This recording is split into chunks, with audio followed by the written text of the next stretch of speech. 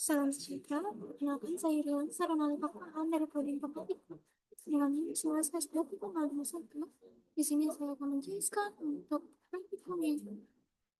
Pembelajaran mesin untuk yang minggu ke-7, yakni Artificial Neural Network atau ANN.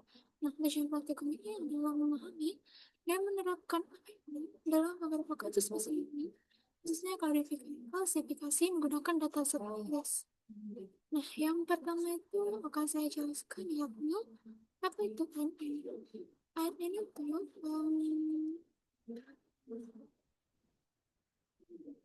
adalah model kompetensi yang terinspirasi dari cara kerja otak manusia. Dia ini terdiri dari lapisan-lapisan neuron buatan seperti input layer atau satu terlebih dan layer dan output layer. Jadi ada 3 bagian ya. Jadi setiap neuron itu menerima input, mengolahnya dengan fungsi aktivasi, lalu meneruskan hasilnya ke lapisan berikutnya. Proses belajar ANN itu memakai algoritma backpropagation, di mana error dari output akan dipropagasi kembali ke seluruh lapisan untuk memperbarui bobot secara iteratif menggunakan metode gradient descent. Nah, kemudian di praktikum ini kita menggunakan dataset AES dari Scikit-learn. Dataset ini punya 150 sampel, 4 fitur input yakni panjang, lebar, sampel, serta petal, dan 3 kelas target yakni satasa, versicolor, dan Virginikin. Nah, langkah processingnya itu ada 3, yakni yang pertama itu encoder dengan menggunakan one hot encoder karena neuron kita memiliki 3 output neuron, jadi labelnya diubah jadi 0, 1, 2, kemudian diubah menjadi vektor seperti 1, 0, 0, 0, 1, 0, 0, 0, 1, yaitu. Kemudian yang kedua itu kita scaling dia fiturnya menggunakan standar scalar supaya semua fitur yang ada yang pada skala yang sama dan proses training lebih stabil. Kemudian datanya bakal kita bagi jadi 2, yakni untuk training set 70% dan test set 30%.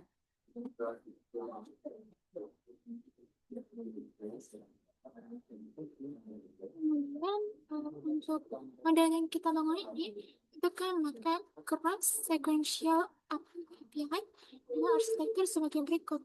Yang pertama, layer yang pertama ada input hidden. Ada 10 neuron dengan fungsi aktivasi relu yang menerima 4 fitur input. Kemudian total parameternya ada 4 kali 10 tambah 10 bias sama dengan 50 parameter. Kemudian layer yang kedua yakni input hidden,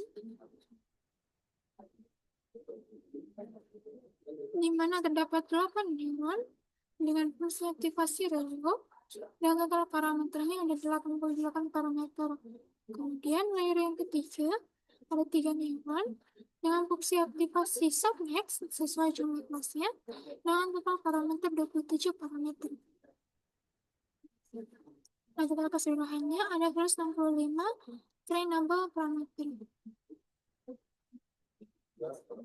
Kemudian modelnya itu kita kompilasi menggunakan optimizer atau adaptive learning rate dengan efisien untuk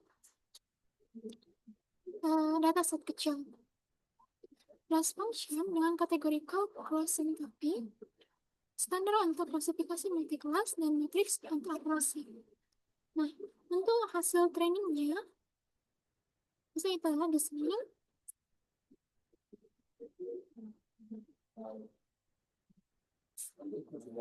Ini untuk eksperimen yang pertama, untuk eksperimen pertama dengan konfigurasi relu, epoch 100 dan mesh system 32, kemudian validation splitnya 0,2, kita mendapatkan training akurasinya 0,8571 dan final validation akurasinya 0,8571. Nah, dari sini aja kita udah tahu. Kemudian dari conversion matrix ya, kita bisa lihat cross-sell dasarnya itu di sini. Dia sempurna atau 15/15 dengan prediksi benar. Kemudian ada cross Virginica dia itu 15/15 juga dengan prediksi benar. Kemudian ada versi kolonial yang hanya apa namanya, yang versi kolor predicted 7 dan yang benar. Nah, ini wajar karena versi kolor dan predika punya karakteristik vektor yang lebih mirip satu sama lain. Jadi di grafik training history ini, lalu terlihat bahwa akurasi training dan validasi sama-sama meningkat seiring epoxy dan loss menurun secara konsisten. Ini menunjukkan model tidak mengalami overfitting yang signifikan. Nah, dari kemudian ya kita bisa lihat di sini dari setiap eksperimen ada 24 eksperimen dengan variasi aktivasi yakni relu, sigmoid, dan tan dengan jumlah epoch yang berbeda-beda 100 dan 200, batch size antara 32 dan 4, serta validation speed antara 0,2 dan 0,15. Di sini secara umum ada beberapa pola yang kita temukan. Yakni yang pertama ada pengaruh epoch. Secara umum, epoch yang lebih banyak menghasilkan training akurasi yang lebih tinggi dibandingkan dengan epoch yang 100. Namun, validation accuracy nggak selalu ikut naik. Ada beberapa kasus justru terjadi overfitting, di mana training akurasi tinggi, tapi validation akurasi stagnan atau turun. Nah, kemudian ada untuk pengaruh batch size, seperti kecil, yang membuat model lebih sering melakukan update load epoch, sehingga konvergensi lebih cepat, namun juga lebih noise. Nah, kalau batch size-nya besar, yang memberikan gradien yang lebih stabil, tapi perlu epoch lebih banyak untuk konvergen. Kemudian untuk pengaruh validation split 0,15 itu memberikan lebih banyak data untuk training dibanding 0, yang untuk 80% daripada training set yang 0,2 untuk 80%. Ini bisa meningkatkan training akurasi dan validasi menjadi lebih kecil sehingga estimasi dan generalisasi menjadi kurang stabil. Kemudian untuk pengaruh fungsi aktivasi, di mana relu umumnya paling cepat konvergen karena gradiennya nggak hilang atau finishing gradiennya itu minimal. Sigmoid lebih lambat dan berat terhadap finishing gradient, terutama yang di hidden layer. Kemudian tan itu berada di antara keduanya, outputnya jelas sentuh sehingga proses learningnya sedikit lebih stabil dari sigmoid. Menjadi untuk penjelasan parameter neural network itu fungsi aktivasi menentukan apakah neuron itu aktif atau enggak setelah menerima input. Lalu cocok untuk hidden layer karena cepat dan tidak saturasi positif. Softmax itu digunakan di output layer untuk menghasilkan distribusi probabilitas antar kelas. Epoch adalah berapa kali seluruh data training dilihat oleh modelnya. Semakin banyak epoch, modelnya punya kesempatan belajar lebih banyak, tapi terlalu banyak juga bisa menyebabkan overfitting. Kemudian ada batch size, itu adalah jumlah sampel yang diproses sebelum bawa diperbarui. Kalau batchnya kecil, update-nya lebih sering tapi noise.